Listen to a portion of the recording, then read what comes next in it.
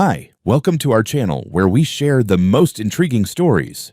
When a battle-hardened ex-Marine seeks peace on his Texas land, a power-hungry HOA president picks the wrong man to provoke. What begins with a clipboard turns into a full-blown war of fences, fake laws, and flying shovels. This isn't just property, it's personal. I've always believed that a man should know two things better than anything else: how to grow something and how to protect it. That belief had served me well for over 2 decades in the Marine Corps, and even better now, living alone on 6 acres of red Texas dirt that I called mine, legally, spiritually, and without compromise. I wasn't looking for trouble when I moved out here. Quite the opposite. The town was small, the roads dusty, the neighbors mostly respectful. My property sat just outside the boundaries of a newer, tightly regulated residential development with a name that sounded like it had been cooked up by a marketing team in New Jersey, Riverstone Glades. A suburban utopia with gleaming sidewalks, identical mailboxes, and an HOA so obsessed with uniformity they probably had nightmares about wind chimes. I, on the other hand, had a chain-link fence topped with barbed wire, a half-finished timber frame house I was building with my own hands, a shooting range in the back corner, and a garden full of peaches that didn't care one bit for neighborhood. Decorum. It wasn't pretty. It was mine, and I liked it that way. The first time I saw her, I didn't even know her name. Blonde bob, sunglasses that probably cost more than my tool shed, and a clipboard. The unholy trinity of suburban command. She parked her BMW just outside my gate like she owned the road and walked up like she expected a red carpet. I was waist deep in concrete mix at the time, setting posts for the new porch. "Excuse me," she called out, voice tight and rehearsed. "Are you the property owner?" I straightened up, brushing dust off my gloves. "That's right." She smiled like a dentist who just found a cavity. "I'm Karen Lamont, president of the Riverstone Glades Homeowners Association." I just stared at her. She pressed on. "We've been reviewing nearby parcels and noticed your property doesn't fall under HOA governance. We'd like to formally invite you to join. You'd gain access to private community amenities, 24/7 patrol coverage, and, of course, elevated neighborhood standards." I wiped my hands and leaned on the shovel. "Appreciate the offer. Not interested." Her smile twitched. "You understand, of course, that your property shares a visible border with our development. The condition of your fencing, for example, impacts our property values." I smiled back slowly. "That's why I keep my fence tall. So your values stay on your side." She left in a huff, spinning gravel with her tires. I figured that was the end of it. I was wrong. Over the next couple of weeks, she returned. Sometimes alone, sometimes with clipboard-wielding flunkies who took pictures of my driveway or pointed at my gutters like they were crime scenes. She'd say things like, "We could help you modernize your landscaping," or "Your perimeter aesthetics are negatively affecting our community cohesion." I told her every time the same thing: "I'm not part of your HOA. You have no jurisdiction here." That didn't stop her from escalating. First came the letters, typed in official-looking fonts signed by the Office of Community Compliance, demanding that I address visual violations like my firewood stack and homemade storm shelter. I burned one in the fire pit and used another to line the chicken coop. Then came the anonymous complaints to the county about my unsafe conditions, which a very apologetic inspector confirmed were baseless after checking my permits and soil grading himself. One afternoon, I found a glossy pamphlet stuck to my gate latch. "Join us, or face a less harmonious future." The HOA logo was embossed in gold. I tossed it into the compost pile. It wasn't long before I started noticing small things. My mailbox open, my garden gate unlocked, a drone buzzing overhead. Raccoons didn't fly DJI Phantoms last I checked, so I installed cameras. Infrared, motion activated, angled just right. I wasn't paranoid, I was practiced. There's a difference. Then came the official visit. I was pruning a peach tree behind the house when I heard tires crunch up the gravel. I stepped out to see a white SUV with a Riverstone Glades logo on the side and 3 people climbing out like they were about to sell me solar panels. 2 men in pseudo uniforms, khaki polos, navy slacks, no name tags. The third was a woman in a light blue blouse and thick glasses, holding a clipboard like it could issue warrants.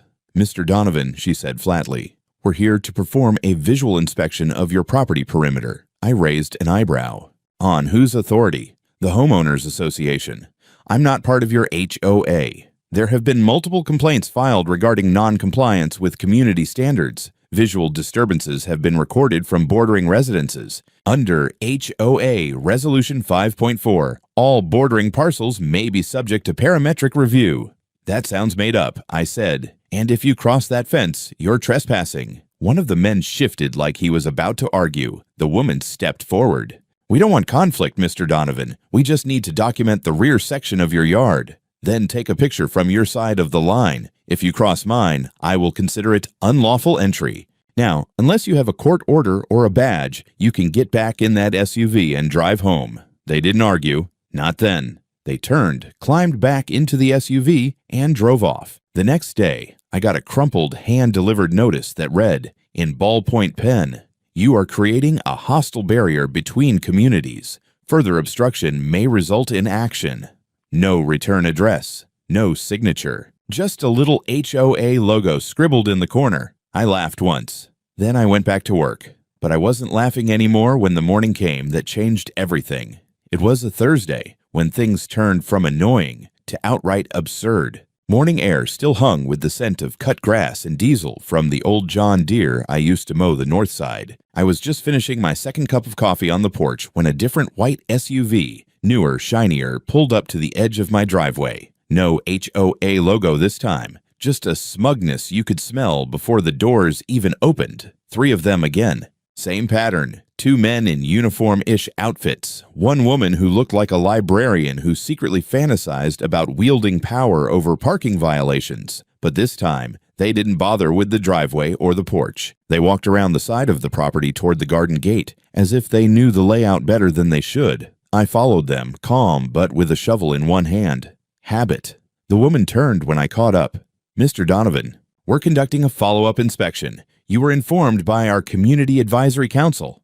"There is no advisory council that governs this land," I cut in. "I told your people last time. This is private property, not under HOA jurisdiction." "Unless you have a warrant, you're trespassing." One of the men stepped forward, a little too quickly. Young guy, hair buzzed down to compliance. "Sir, we have reason to believe that safety violations on this parcel pose a risk to neighboring homes." "Name one." He didn't answer, just stared with the kind of blank face that screams, "I was told not to answer questions." The woman pulled out a tablet and turned it toward me. There was a grainy image of my tool shed with the caption, "Improvised structure, possible code breach." I squinted. "That's a woodshed. For wood. The code you're quoting applies to homes within your HOA boundary. You're not the law. Our records indicate this parcel is impacting visual conformity metrics from lots 61 through 64. I couldn't help it. I laughed. She didn't. "I'm going to say this once," I said, stepping between them in the gate. "Get off my land. Take your clipboards and tablet and manufactured jargon with you, or I'll call the sheriff. And next time you show up uninvited, I won't be this polite." They hesitated just for a second, then turned around and walked out the way they came in, pretending to maintain dignity while being escorted by a barefoot man holding a shovel. As they drove off, I caught one of the men glancing back through the window. He didn't look angry. He looked embarrassed. Good. 2 days later, I found a folded piece of paper taped to my mailbox. No envelope, no name. Handwritten in aggressive cursive. "Your aggressive behavior has been noted. Continued resistance will escalate response." At the bottom, a shaky sketch of a logo that vaguely resembled a badge but more closely resembled a discount chiropractor's emblem. I scanned it and added it to a folder on my laptop labeled HOA Idiocy. That folder was growing faster than my tomatoes. That weekend, I spent most of Saturday building a new gate. Steel frame, lockable,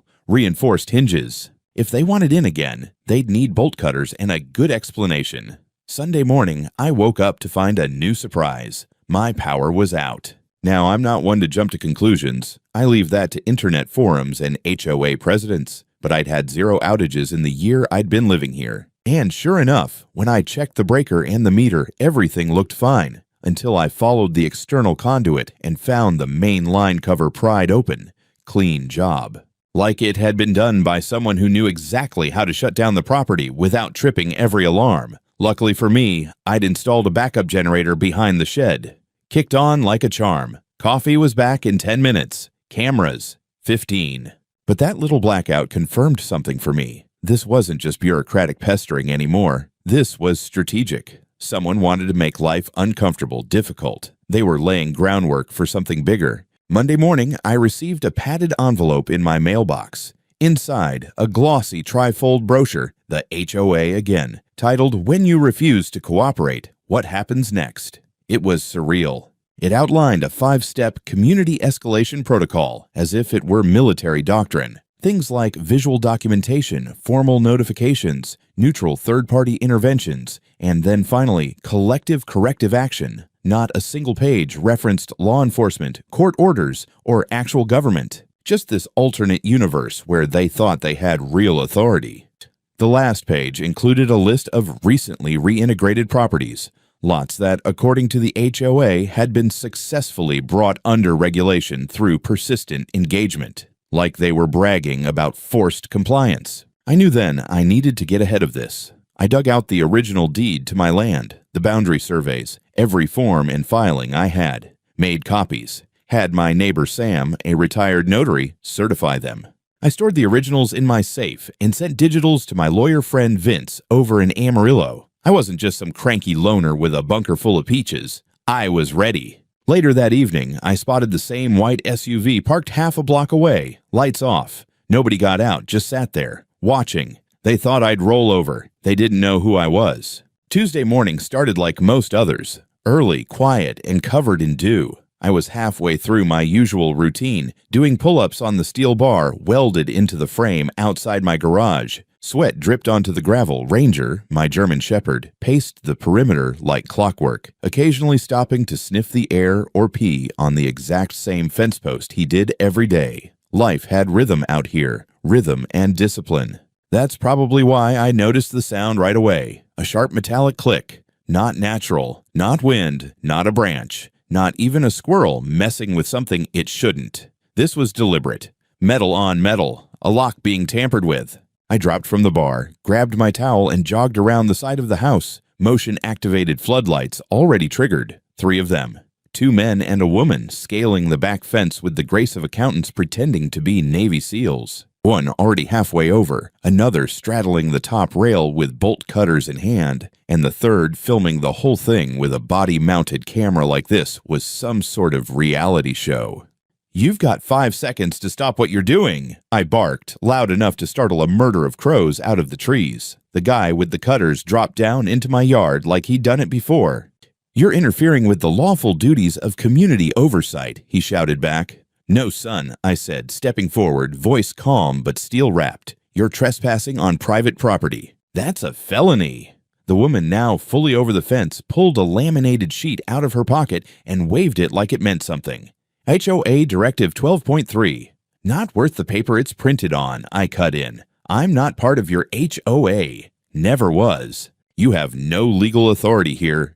Then one of them, a pudgy guy with a clipboard and tactical vest that probably came from a surplus store, reached into his pocket. That was the moment. Everything slowed down. Now I've trained for combat in deserts, mountains, forests, cities, with real threats, real weapons, real consequences. And while I didn't expect a shootout in my own backyard with HOA cosplayers, I wasn't about to take a chance. I moved. Fast. My hand reached for the closest tool within arm's length. The garden spade. Solid steel. Good weight. I flung it like a tomahawk, flat and spinning. Thunk.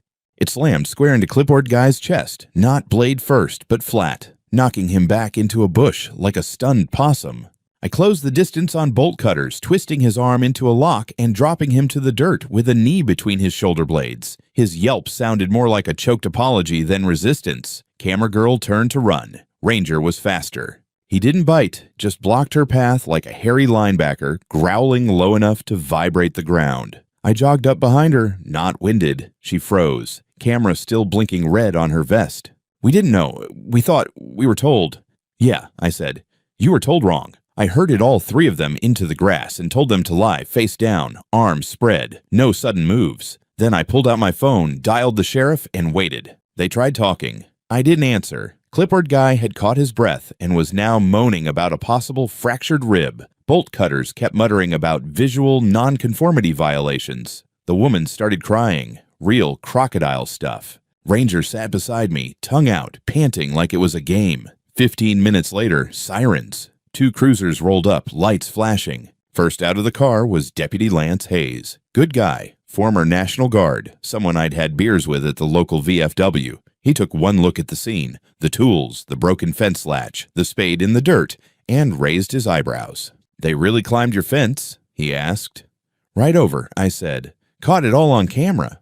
I showed him the footage from the live security feed. Crystal clear. 3 individuals unlawfully entering my land, holding equipment, filming, acting under fake authority. He nodded, then knelt by clipboard guy. "You got any ID?" The guy tried to hand him the laminated HOA directive. Lance chuckled. "No, I mean real ID. Driver's license. State issued. Badge. Anything that doesn't look like it was printed at Office Depot."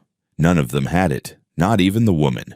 Just matching badges that read Community Enforcement Volunteer in Comic Sans font. One of them even had a QR code, which, when scanned, led to a broken Google Docs link. Within 20 minutes, all 3 were in cuffs. Trespassing, impersonation, conspiracy, and attempted intimidation. Probably a few more charges once the paperwork was filed. Lance promised to dig into it deeper, especially the woman's claim that Karen said it was authorized. That name got a reaction from both deputies. Karen Lamont, one of them muttered, "She's on thin ice already." I gave my full statement. Provided the footage. Walked them through where the fence had been cut, where the tools were dropped, where the spade had landed. Bolt Cutter's guy asked if I was pressing charges. "You better believe I am."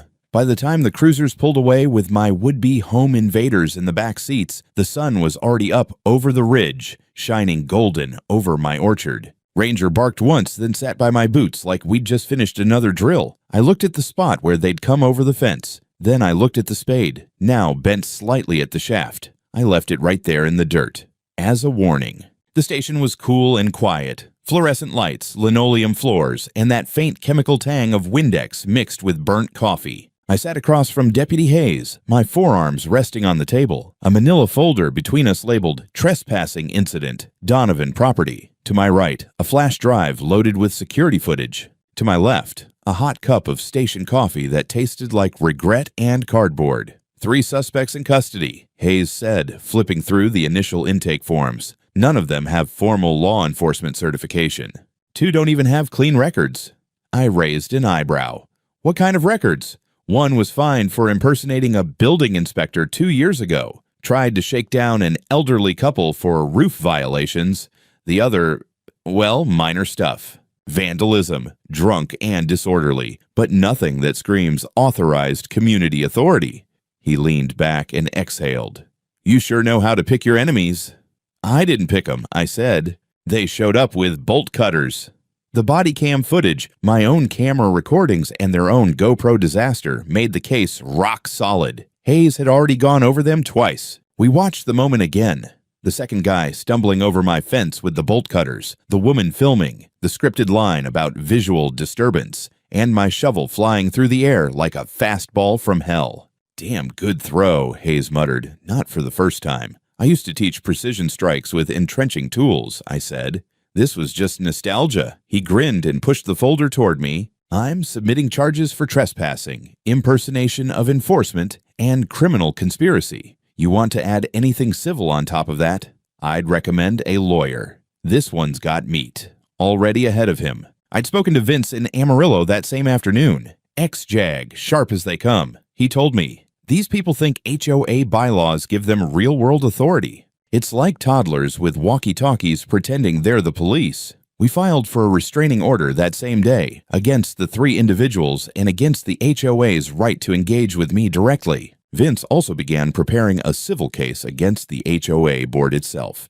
citing gross misconduct, unauthorized enforcement actions, and orchestrated harassment. But what really changed everything wasn't the paperwork. It was the fallout.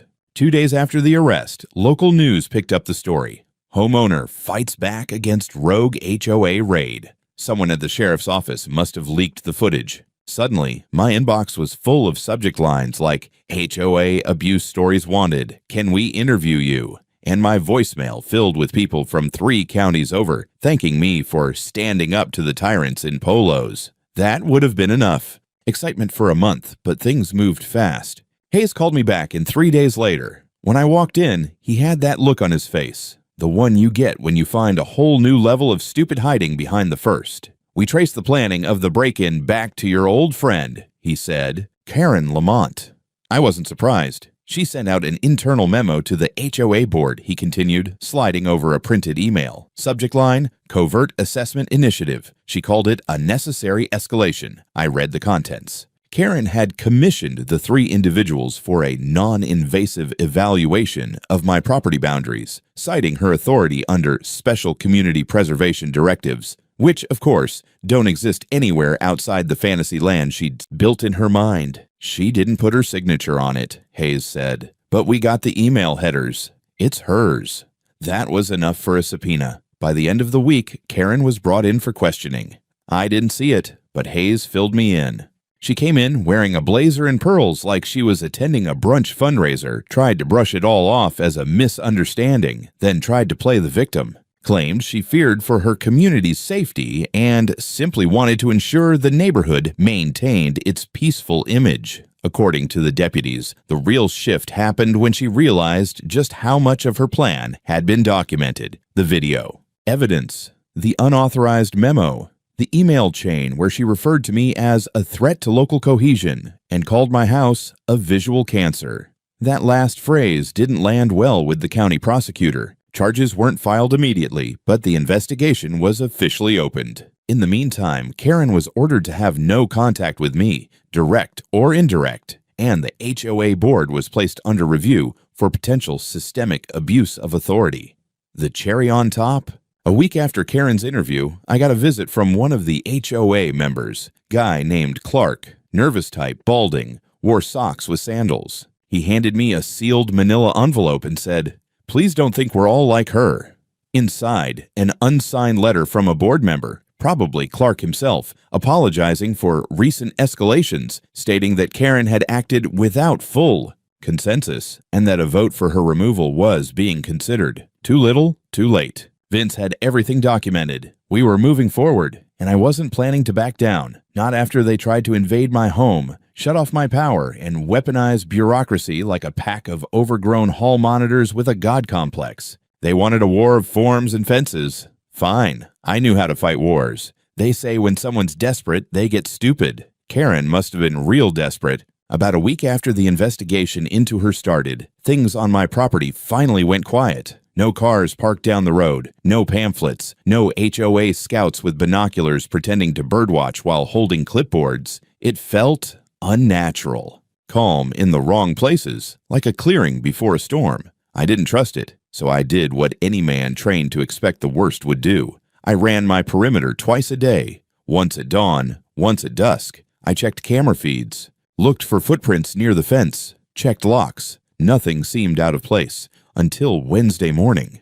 I was in the orchard trimming back a peach limb that had gone greedy when Ranger started growling. Not the playful bark he gives to deer or squirrels, the deep-chested growl that meant something human was wrong. I followed him past the shed, down the slope toward the dry creek bed that cut through the rear edge of my land, and that's when I saw it. 2 rust-colored plastic drums half buried in the brush, tucked under a tarp so weathered it looked like it had been there for months. But I knew every inch of that slope. That tarp wasn't there 2 days ago. I approached slowly, pulled the tarp back with the end of my shovel. Hazmat stickers, one of them peeling, the other one freshly applied. They looked like they'd come off a printer yesterday. The barrels were sealed with those twist-lock tops, standard industrial storage. No label, no paperwork, just enough to look suspicious to someone who didn't know better. If I hadn't spent 6 years guarding military depots full of the real thing, I might have panicked. But these weren't heavy enough to hold liquid. I pried one open. Inside, sandbags, not even chemical. Just weight. It was a setup. I didn't touch anything else. Just backed away, grabbed my phone, and reviewed the camera feed from the night before. Bingo. At 3:14 a.m., a figure in dark clothes and a hoodie, face obscured, climbed the rear fence with a dolly cart, dragged the drums across the grass like a man on a deadline, planted them right where I found them, tarped them, gone in less than 10 minutes. Not a single light. Professional enough to avoid motion detection until he crossed a blind spot near the creek. What he didn't know was that I'd recently installed a wide-angle thermal cam behind the compost bin. It caught the whole damn thing. Body heat, movement, timestamps. I sent the video to Vince and called Deputy Hayes. He arrived an hour later with 2 cruisers and an evidence van. They handled the drums like they were real. Gloves, masks, containment gear. I didn't blame them. You don't assume a bluff when the stakes involve toxic waste. But once they cracked both drums and found sand and lead weights, it was clear. The point wasn't harm. The point was evidence. Fake evidence. Whoever did this knew enough to make it look like a violation, Hayes muttered, inspecting the hazmat decals. Hell, from a drone camera or patrol chopper, this would have looked like you were stockpiling illegal waste. That was the idea, I said. Probably supposed to justify a third-party inspection or another midnight visit. He nodded grimly. Or get the EPA sniffing around, maybe even the feds, if they thought you were running unlicensed disposal or storage. This could have gone federal fast. We pulled fingerprints, footprints, even tire tracks where the dolly had dug into softer ground. The tires were fresh. Hayes photographed everything, then sent a sample of the decals to the lab. A day later, we had a match. One of the prints on the barrel matched a certain clipboard-carrying genius from the backyard raid. The same guy I'd dropped with a garden spade 2 weeks ago.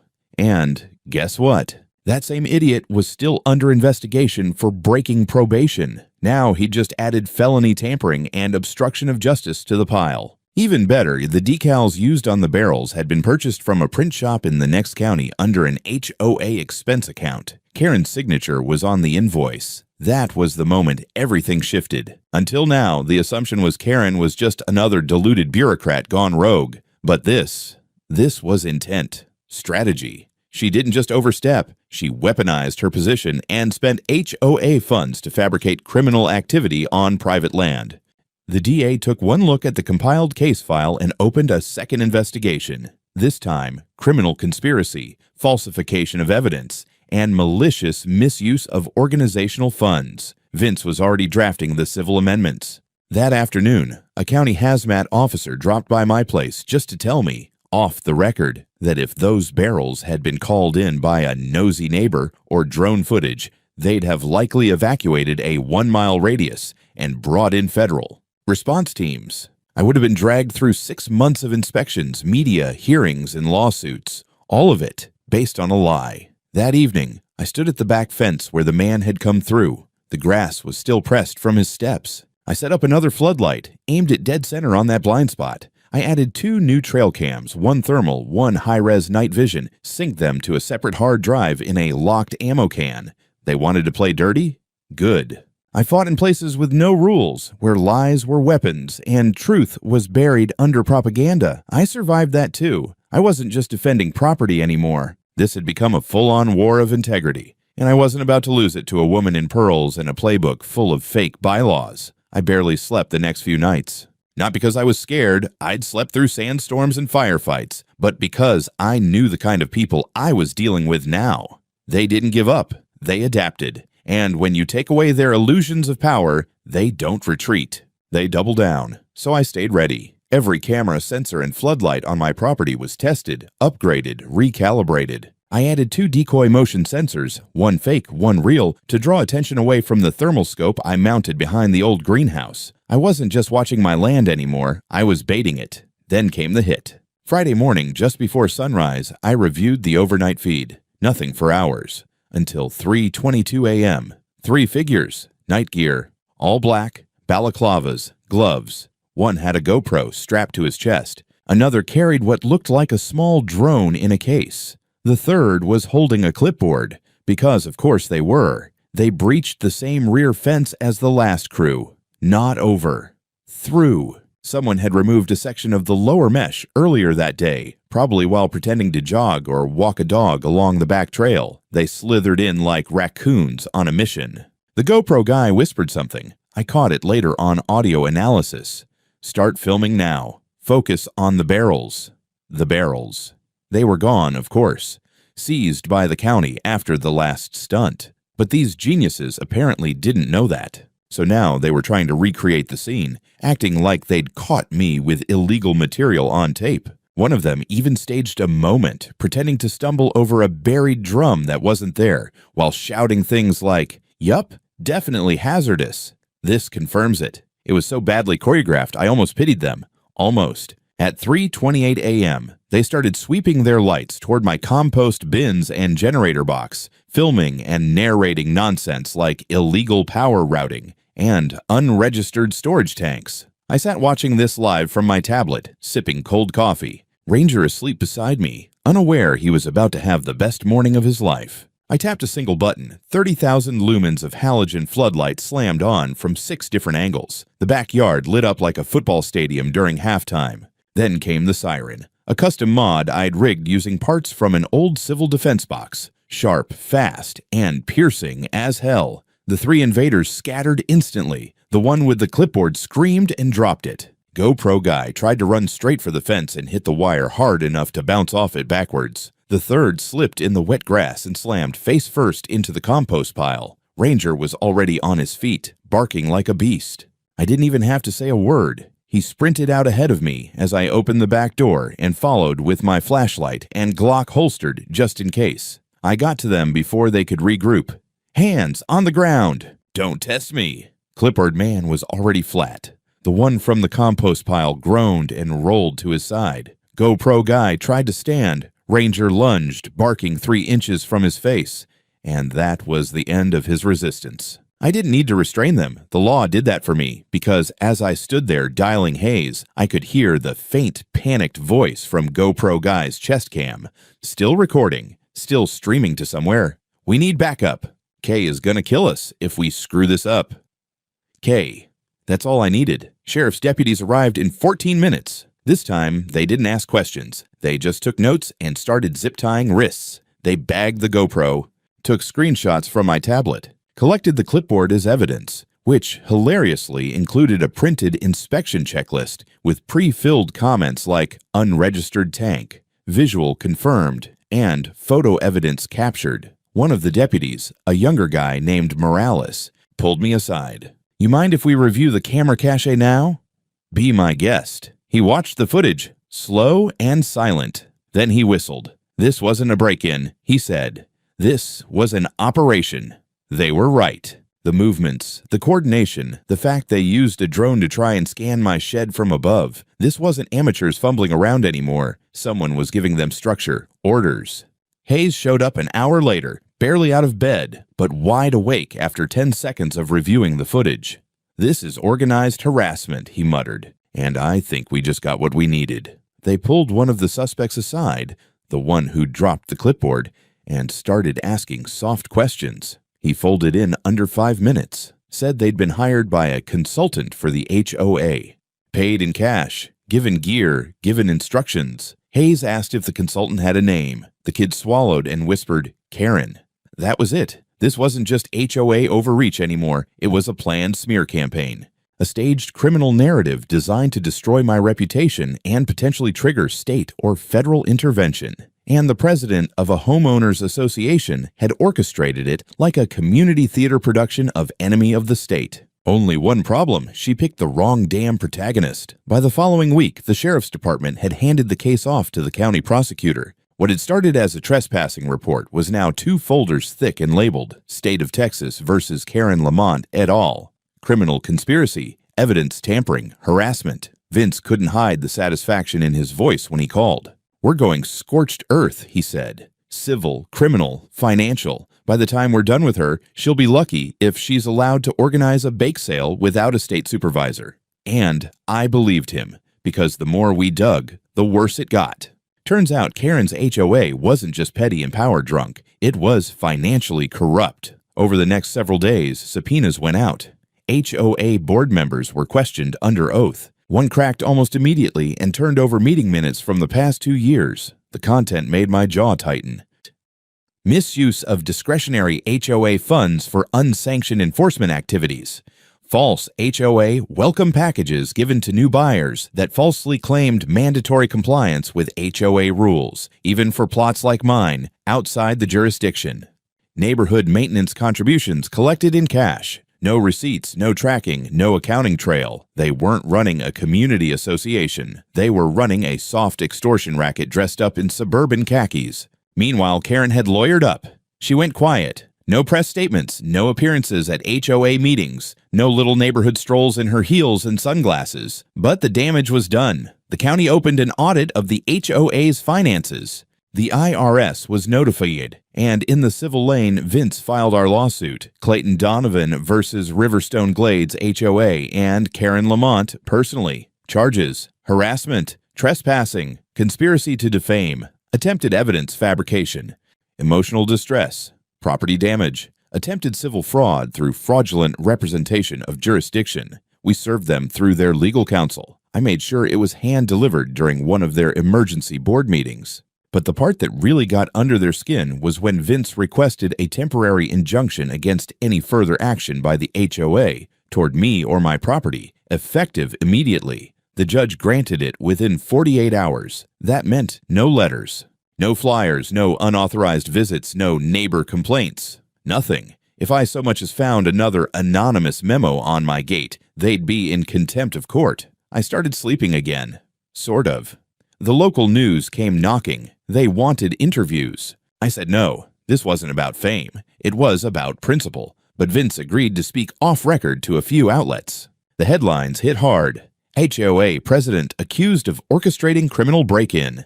Veteran targeted by rogue HOA, fights back. Fake inspections, real charges, inside a Texas HOA meltdown. I was back at work on the Porch Foundation when the first deposition date was announced. Karen would be required to appear in court under subpoena and testify under oath. I cleaned my boots that day like it was Sunday service. The hearing was set in the county courthouse, a plain, square building where justice didn't wear robes, just bad fluorescent lighting and coffee-stained clipboards. I sat across from Karen for the first time since all this started. She didn't look so confident anymore. No pearls, no clipboard, just tired eyes, a lawyer whispering in her ear, and a stack of affidavits that could bury a political campaign. When the prosecutor asked if she had authorized or financed the 2 break-ins onto my land, her lawyer tried to block it. The judge overruled. Karen hesitated, then said, "I believed we were acting in the best interest of the community." Wrong answer, because that phrasing, "we," opened the door for the prosecutor to bring in the entire board's complicity. Every misused dollar, every fabricated form, every coerced homeowner who'd been pressured into signing documents they didn't understand. And suddenly, Karen wasn't just a rogue president. She was the head of a conspiracy. The prosecutor leaned in. "Did you personally approve the purchase of false identification badges used by unlicensed personnel?" Karen blinked. "Yes or no?" She looked down. "Yes." It was quiet after that. The court set a trial date. Outside the courthouse, I shook Vince's hand. That went better than expected. He nodded. "Oh, it gets better." The next day, HOA members started resigning. 3 in one morning. The treasurer cut ties and released a statement. I was unaware of the extent of misconduct and cannot, in good conscience, remain. The HOA's liability insurance dropped them. Vendors backed out of maintenance contracts. One local security firm refused to patrol Riverstone Glades until governance issues were resolved. It was collapsing. Karen made one last move. A desperate press release claiming she was being targeted by extremist property owners and that her actions were misrepresented. Nobody cared. I wasn't the one who staged a fake crime scene in someone's backyard.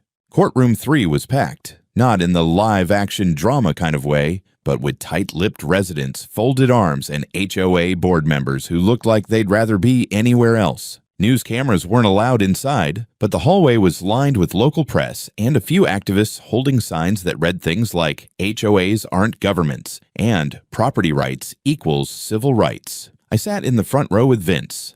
Suit pressed. Boots shined, same belt I wore in the Corv. My spine was straight, but my fists stayed loose. I wasn't here to intimidate. I was here to finish it clean. The prosecution laid it out like clockwork. Trespassing, impersonation, tampering, harassment.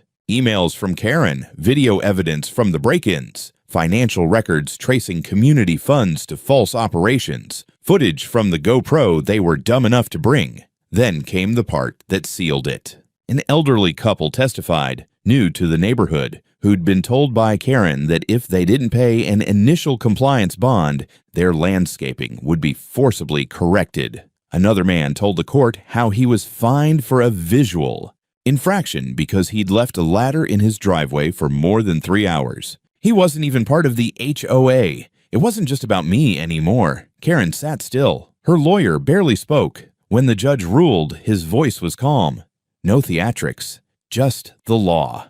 The court finds Karen Lamont guilty of conspiracy to commit trespass, fraudulent use of association resources, and orchestrating the harassment of a private citizen through unlawful means. Sentenced to 2 years of probation with weekends in custody for 9 months, fined $55,000, and barred from holding any office in a registered community organization.